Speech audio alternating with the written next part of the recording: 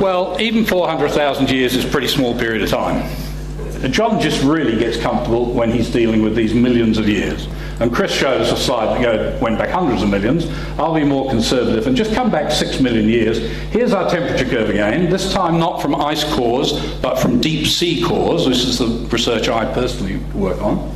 And you see these great glacial, interglacial fluctuations that we looked at 4 of in the last 400,000 years. That little box is the slide we've just looked at. And what you see is that even the warmer interglacial periods are several degrees cooler, here it is, 10 degrees roughly, than the planet was in this period of time from 3.5 million years ago and older. Yet every week I read some idiot biologist in the newspaper telling me the biodiversity of the planet is going to be destroyed by another temperature rise of a degree or two. It is complete nonsense, and it mostly comes again from computer models.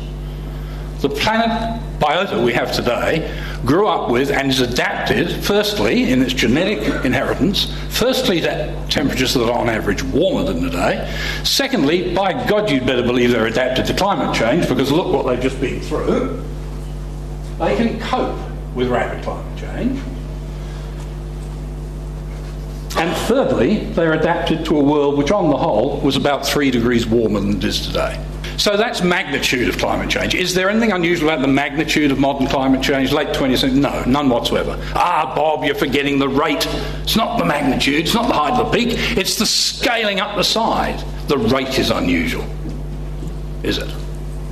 Same data from the ice cores. I promise you this is the most difficult graph, except perhaps one I'm going to show you today. Please concentrate, it's important. What's plotted is the rate of change of temperature in degrees per 100 years, degrees per century. If we go back into the Ice Age here, we see that the rate of temperature change was as high as almost 15 degrees. That's 1.5 degrees per decade. Sometimes it warmed, sometimes it cooled. Well, of course, we don't live in this sort of a time, and we don't want to again, though ultimately we'll have to. We live in this sort of a time, and you can see that the rate of change is less. But it's still significant. Here are the two constraining lines. In that box in the last 5,000 years, there are the two lines that constrain the variation, and the rate is on average between plus and minus 2.5 degrees per century.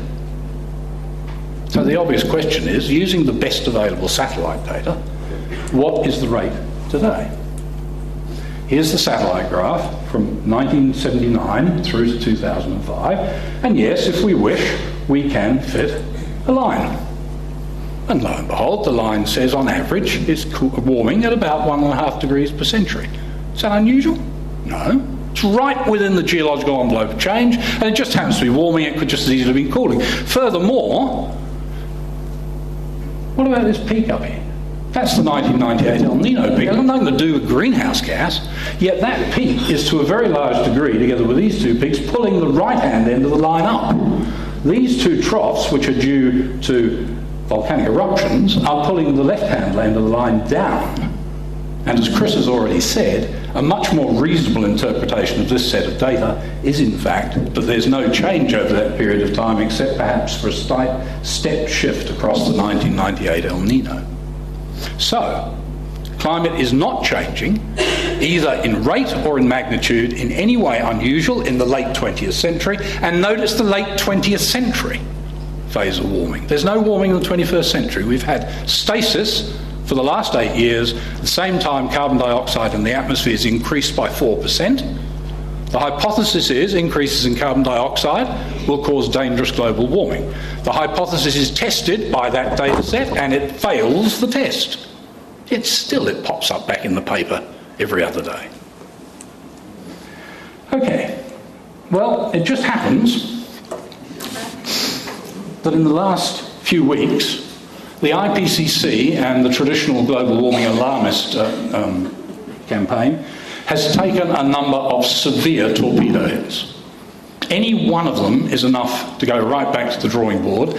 And I started with a picture on my title slide of a Salvador Dali painting. I forgot to say that being a professional scientist at the moment is like living right inside a Salvador Dali painting. You are surrounded by these exquisitely detailed scientific interpretations done by scientists who are fellows of the Royal Academy, leading scientists in the world, and they're nearly all imaginary. The real data tells you there is no problem at the moment. That's not to say there mightn't be a problem, we shouldn't think about it, but there is no empirical data for the greenhouse hypothesis being true, the dangerous one, and if you test it against the sort of data I've just given you, it fails, that test and many others. So I'm going to share with you now a few of these torpedoes. Here's the first one, and I'm proud to say it comes from our own Houses of Parliament. We have a Member of Parliament for Western Australia called Dennis Jensen, and he was a minority member of a committee set up by the House to look at carbon sequestration. The committee was chaired by Petro Georgiou, who, although a member of the Liberal Party, is nonetheless a global warming zealot or devotee. And so the report, which was on sequestration, wasn't to do with global warming at all. Georgiou insisted on having statements in it saying climate change was a big real problem. In which case the scientist on the committee, Dennis Jensen, said, OK, then we're going to write a minority report. And this was his minority report, tabled a couple of weeks ago. We do not believe the evidence unequivocally supports the hypothesis of anthropogenic global warming. We view it as very disappointing that a committee on science and innovation has put out that misunderstands the nature of the scientific method.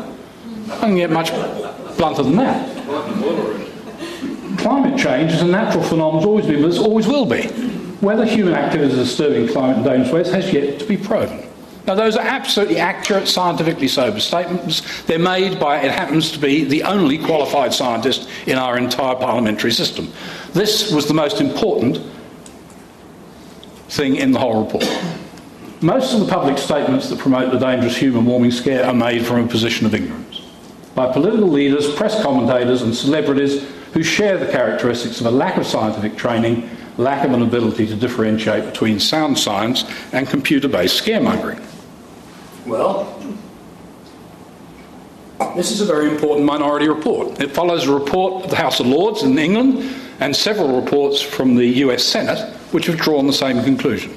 3 sovereign houses of parliament in 3 sophisticated scientific nations, Western nations, have concluded that the alarmist case does not stack up.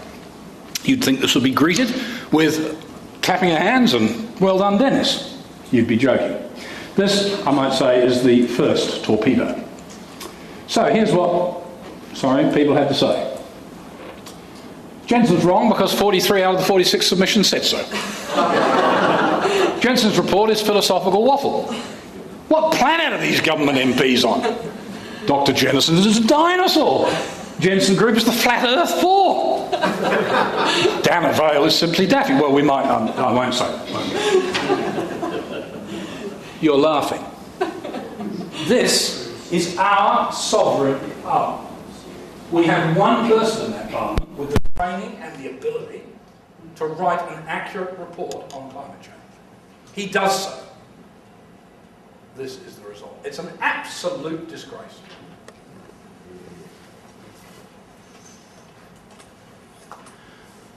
Rule 1, never discuss the science. Attack the man, repeat the mantra. Dangerous global warming is happening. I'm not surprised Tim Flannery isn't here today.